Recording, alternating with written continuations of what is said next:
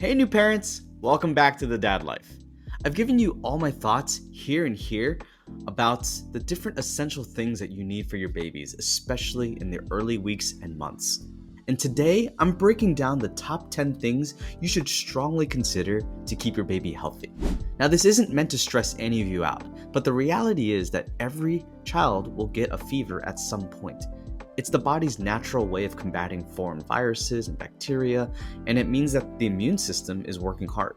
In case your baby gets an elevated temperature, pediatricians typically recommend using a rectal thermometer because it gives the most accurate reading. And we also use a touchless infrared thermometer for spot checks and general temperature trends because we don't want to always use a rectal thermometer every time because our baby doesn't really like that all the time. Sometimes, if our baby has a fever, we'll use this one in the middle of the night while they're sleeping just to check their temperature, and we can kind of get a general sense if it's trending up or down.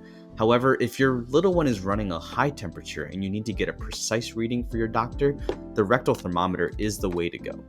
And knowing when and how to use each of these can make a really big difference in managing your baby's health. I would also keep spare batteries around because you don't want this to die when you need it the most.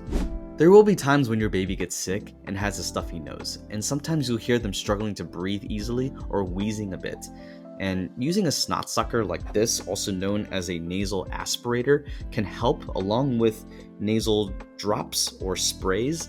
This one here is a nasal spray, and this can help clear out their nasal passages.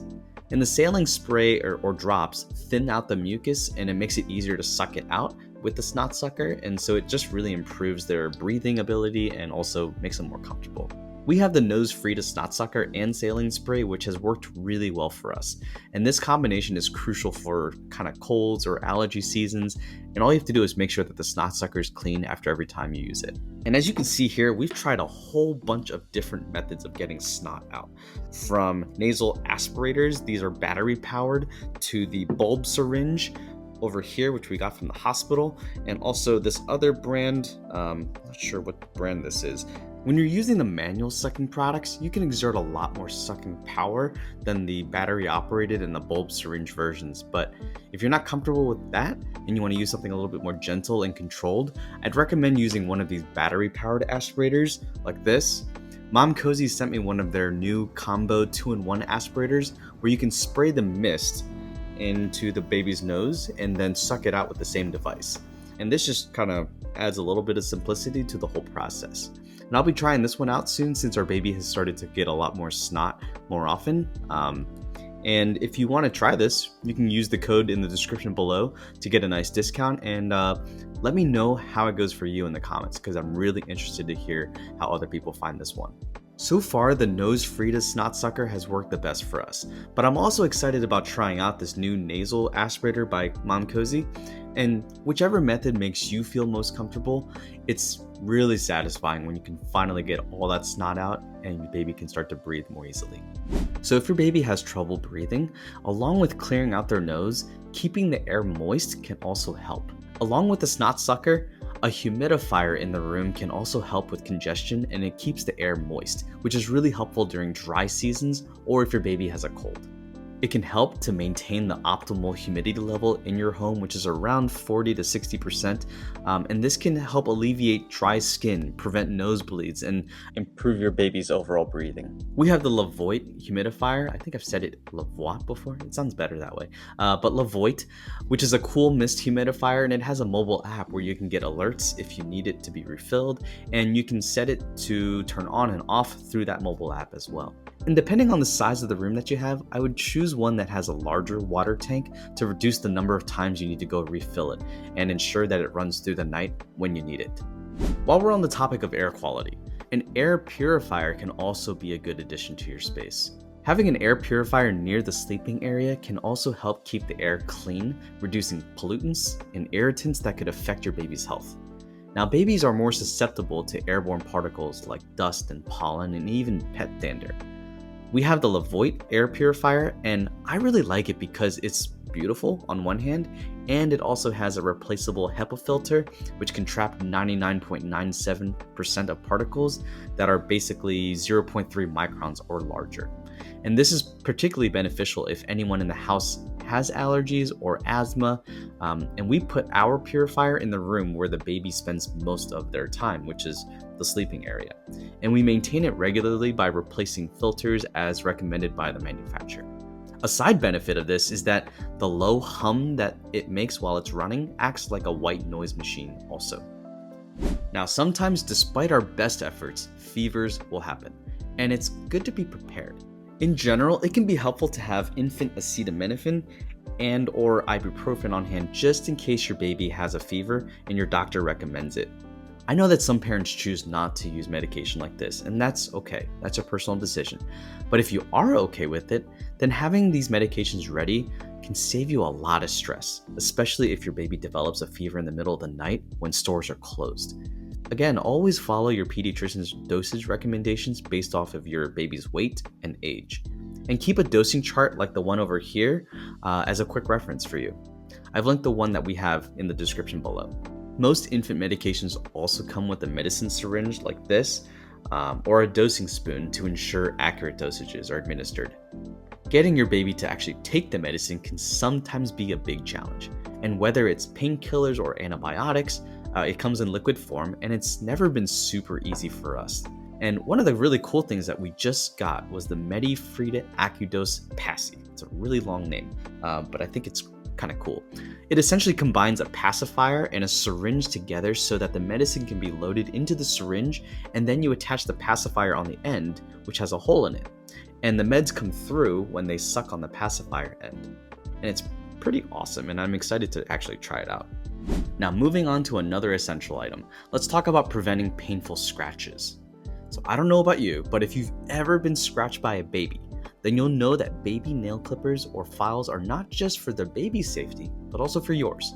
We gave our baby a cute nickname as the baby Wolverine because sometimes his nails are just so sharp, and when he scratches himself by accident, it can leave a noticeable mark. One thing I would get are nail clippers specifically designed for babies, and also a file that comes that you can kind of file down their nails if they're a little bit too difficult to get to.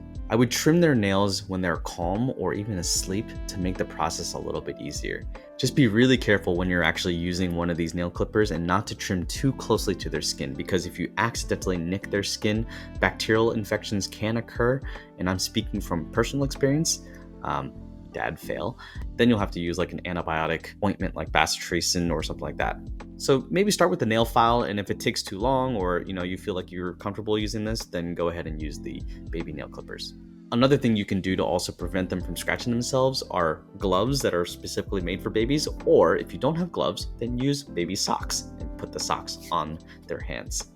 Now, accidents will happen, so having a well-stocked first aid kit is also really important. Inevitably, there are going to be times when your baby gets a boo-boo, and this is where a baby first aid kit can come in handy. These usually contain things like band-aids, antiseptic wipes, and more. And you can buy ready-made kits, or you can kind of build your own, which I know some parents like to do. And if you do, make sure it includes things like adhesive bandages in various sizes. Again, baby fingers are very small. Antiseptic wipes are also helpful, sterile gauze pads, and medical tape. And you should also have a digital thermometer like I showed before, a pair of baby tweezers, and a pair of blunt end scissors to be able to cut the medical tape and other things. And I would also recommend checking the kit from time to time to replace used items and ensure nothing is expired, because you never know when you're actually going to need the kit. So having something that's well stocked and ready to go will just give you that peace of mind, knowing that you'll be ready and prepared to handle minor injuries and illnesses quickly. Okay, now let's talk about keeping your baby's skin healthy. Now, dry skin is probably one of the most common things that babies have, whether it's around their mouths or in the folds of their skin, under their chin, or in their diaper areas. Aquaphor or Vaseline can help create moisture barriers, which is a really good thing for rashes and dry skin. And these products can be also used in other ways to help keep your baby's skin healthy. For instance, applying a thin layer of Aquaphor or Vaseline on your baby's bottom during diaper changes can prevent diaper rash by protecting the skin from moisture. It's also great for treating minor cuts and scrapes. And if your baby has dry patches or mild eczema, applying these products can provide relief and prevent the skin from getting worse. Now, speaking of diaper care, let's talk about dealing with diaper rashes.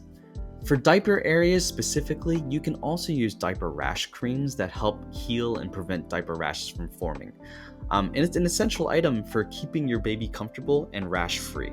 You can apply a thick layer of cream to your baby's clean and dry bottom at each diaper change if you start to see a rash forming. Look for creams that have zinc oxide as the primary ingredient, since this provides effective protection and healing, and it also happens to be the same active ingredient as sunscreen. If your baby has the tendency to form diaper rashes, consider using a diaper rash cream as a preventative measure and not just when a rash appears. And don't be afraid to use a generous amount when applying it, especially at night when diaper changes might be a little bit less frequent. And given the amount of diaper changes that we do, we ended up getting the big version of this. So I'll put that link down below as well. Now, last but not least, let's address dealing with baby eczema. Eczema is a fairly common condition with babies, and it can look worse than it feels, according to pediatric dermatologists. Now, CeraVe is a pretty effective product that many adults might know of, but it can also be used for babies, and it's effective for dry skin, eczema, and cradle cap. And it's formulated with ceramides that help restore and maintain a skin's natural barrier, and babies have sensitive skin that are really prone to dryness and irritation. And so for the eczema, you can apply something like this in the areas recommended by your pediatrician or dermatologist, and it can soothe the itching skin and discomfort, which can help your baby sleep better at night also. Now, cradle cap, which appears like a flaky, scaly patch on the baby's scalp, can also be managed by CeraVe. Our pediatric dermatologist recommended kind of massaging the CeraVe into the baby's scalp. And since our baby currently has cradle cap and eczema, we've been using CeraVe a lot to kind of just cover up their entire body. And we've started to see an improvement in their skin condition, which is really great. All right, that's all I have for today. And if you have any other suggestions for how to keep your baby healthy, please drop a comment below. Hopefully some of these will help you keep your baby healthy, and if you found any of these tips helpful, go ahead and subscribe for more practical tips and recommendations. I'll see you next time on The Dad Life.